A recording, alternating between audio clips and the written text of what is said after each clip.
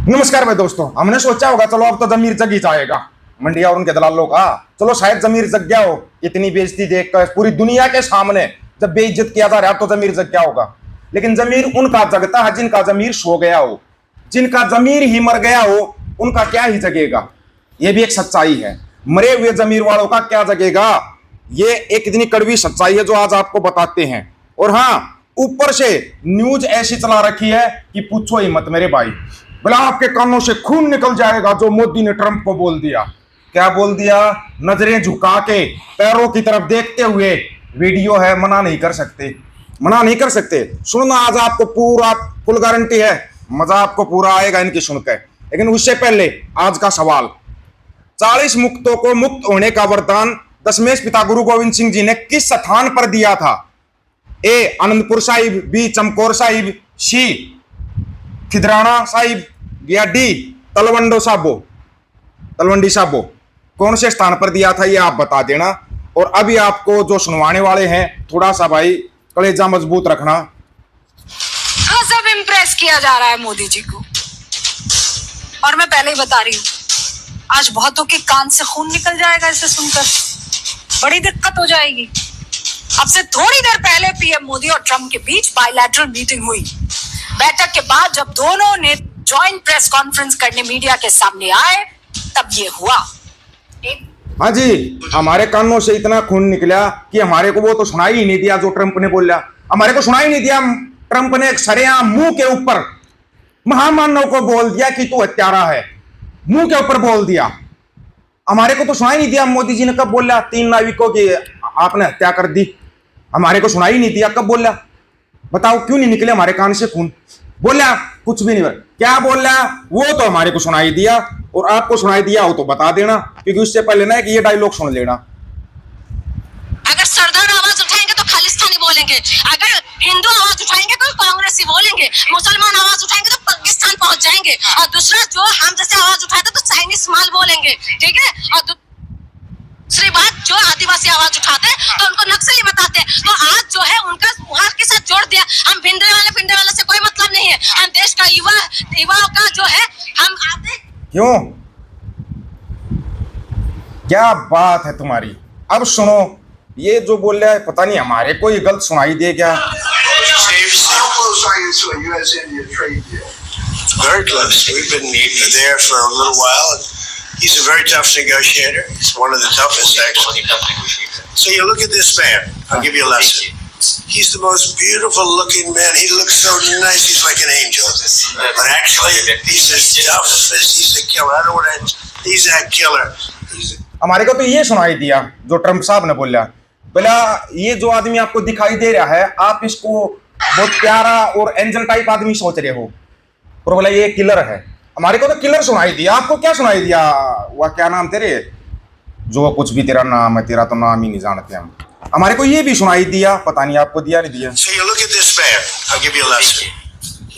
हमारे को जो मोदी जी ने बोला वो भी सुनाई दे गया। जो मोदी जी ने बोला हमारे को तो वो भी सुनाई दिया। आपको पता नहीं दिया या नहीं दिया, लेकिन हमारे को दिया।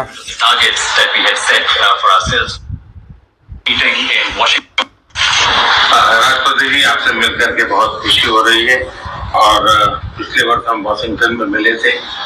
उसके बाद हमारे संबंधों में एक नई गति आई है, नई ऊर्जा आई है, और कई विषयों में हम बहुत मिल करके आगे चल रहे हैं। Mr. President, it's a pleasure to meet you here in India. We had an extremely productive meeting in Washington last year, and since then we have given new speed and new energy to our relations, and we are working together on a number of areas. और हमारे लिए खुशी की बात है कि हमारी दोनों टीमें भी मिलजुल करके हमने जो टारगेट तय किए उसको पूरा करने के लिए भरपूर प्रयास कर रहे हैं, और हम बहुत तेजी से आगे बढ़ रहे हैं। And we are also happy that our teams have also been working in close coordination and engagement, and they have been working towards achievement of the targets that we had set for ourselves last year. Excellency, Paschim Asia में शांति के जो प्रयास प्रगति हुई है, इसके लिए मैं आपका अभिनंदन करता हूँ। Mr. President, I commend you for your leadership on the progress that has been made in the efforts to restore peace in West Asia. आपके इन प्रयासों के कारण पश्चिम एशिया में शांति की एक नई किरण नजर आ रही है, और हमारे आशा करते हैं कि चिरस्थायी शांति बनेगी।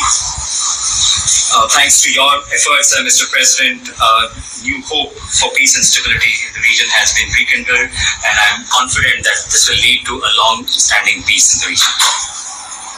एक्सेलेंसी, आप और हम सभी इस बात से सहमत हैं कि हॉर्मुज का खुला रहना एक वैश्विक अर्थव्यवस्था के लिए बहुत ही अनिवार्य है। Mr. President, you and I agree that keeping the Strait of Hormuz open is vital for the global economy. Excellency, हम हमेशा कहते रहे हैं कि फ्रीडम ऑफ नेविगेशन सुनिश्चित होना चाहिए और इस पर हम सब ने मिलकर के बल देना चाहिए। India has consistently emphasized the importance of ensuring freedom of navigation, and we should work together and place a particular emphasis on that.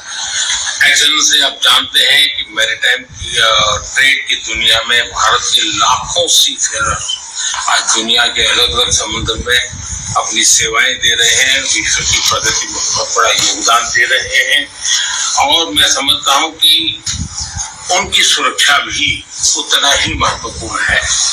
Mr. President, you are aware across the world, Indian seafarers in hundreds of thousands are working and they're performing their duties across global maritime trade routes, including the Strait of Hormuz, and their safety is of utmost importance to us. Excellency, समझौते के लिए शांति के प्रयासों में आपने भरपूर प्रयास किया है। मुझे पूरा विश्वास है कि समझौते में सीफेरर की सुरक्षा भी सुनिश्चित होगी और उसको प्राथमिकता मिलेगी। अब आपको सबसे बड़ी बात बताते हैं। श्रीमान जी हाथ में कागज लेके बैठे हाउस पे पढ़ के बोल रहा है।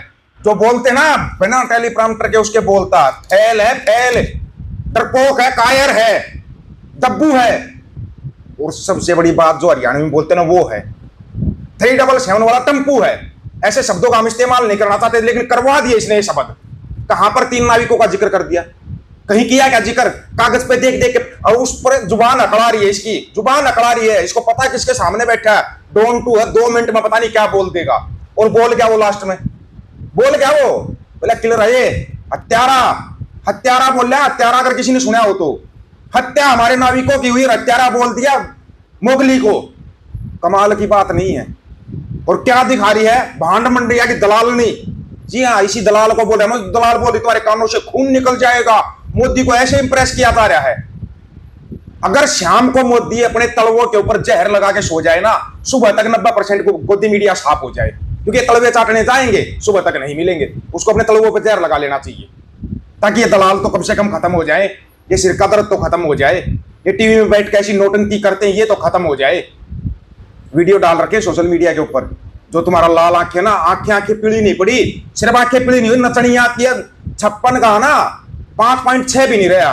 और वो नचनिया ना, नचनिया लाल आंखों की जगह और कुछ पीला भी हो गया उसका, कपड़े धुलवाए गए हैं उसके। अब समझ जाओ, समझदार हो गए, क्या क्या पीला कर दिया उसने। सब कुछ पीला पड़ गया ट्रंप को सामने देख के। पता लगा कैसा है डोन टू। और बुला के बेइज्जत किया है, बुला के बोला आजा तू जी शेवन में, तू तेरा काम कुछ नहीं, आजा हमारे को थोड़ा मनोरंजन चाहिए। मनोरंजन के तौर पर बुला कर बेइज्जत किया है। आप लोगों की क्या राय है इसके बारे में? आप अपनी राय रखना, आपकी राय का इंतजार रहेगा। सभी साथियों को राम राम, नमस्कार, आदाब, सत श्री अकाल। वीडियो को ज्यादा से ज्यादा शेयर, चैनल को सब्सक्राइब और बेल आइकन को जरूर दबाना दोस्तों। हक और सच की बात हम करेंगे, वीडियो को शेयर करने की जिम्मेवारी आप लोगों की है। गज के आखो वाहेगुरु जी का खालसा, वाहेगुरु जी की फतेह।